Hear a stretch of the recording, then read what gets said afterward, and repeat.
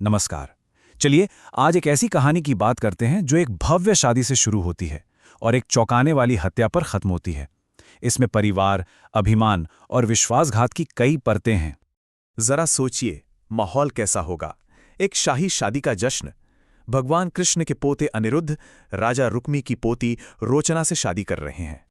पर भोजकट शहर में ये जो जश्न का माहौल था वो बहुत ज्यादा देर तक टिक नहीं पाया।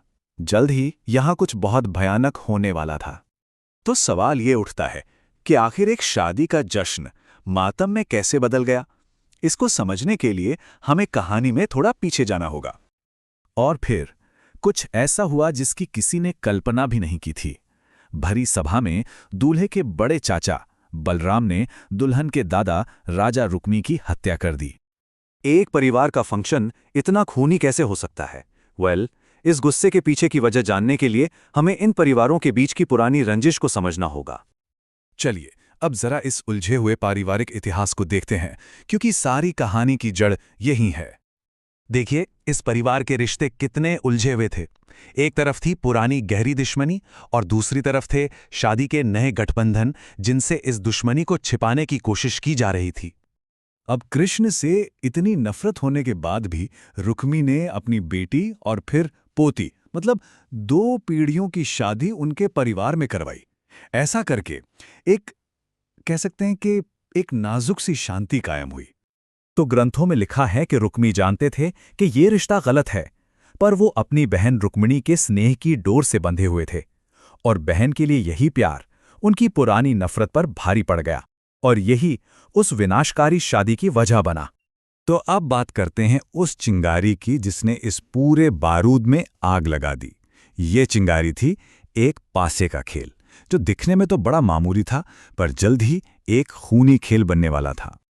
शादी के माहौल में कुछ घमंडी राजाओं ने रुक्मी को उकसाना शुरू कर दिया। उन्होंने कहा कि बलराम को चुनौती दो। अब सब जानते थे कि बलराम को पासे का शौक तो था, पर वो इसमें माहिर नहीं थे, और बस यहीं से बात बिगड़नी शुरू हुई। ये खेल सिर्फ खेल नहीं रहा, हर चाल के साथ बेइज्जती और धोखा बढ़ता जा रहा था। पहले तो छोटे मोटे दांव लगे, फिर रुक्मी जीता तो कलिंग का राजा बलराम पर जोर जोर से हंसा।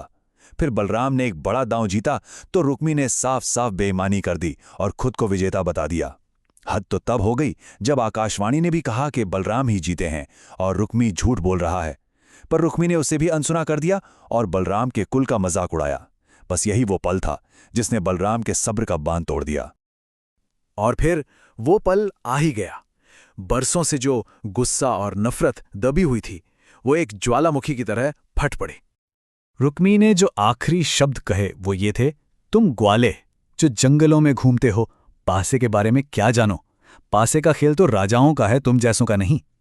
ये सिर्फ अपमान नहीं था, ये बलराम के वजूद पर, उनके अतीत पर सीधा हमला था, और यही उनके गुस्से की आखिरी वजह बना। इसके बाद जो हुआ वो बहुत ही भयानक था। बलराम ने बिना एक पल सोचे अपनी गदा से रुक्मी को वहीं मार डाला। जो कलिंग का राजा भाग रहा था, उसे पकड़कर उसके सारे दांत तोड़ दिए। बाकी राजा भी घायल होकर खून से लथपथ वहां से भागे। शादी का हॉल एक पल में जंग के मैदान जैसा दिखने लगा। अब इस कत्लेआम के बाद सबकी आंखें एक ही इंसान को ढूंढ रही थीं, उस कमरे में मौजूद सबसे ताकतवर शख्स भगवान कृष्ण को।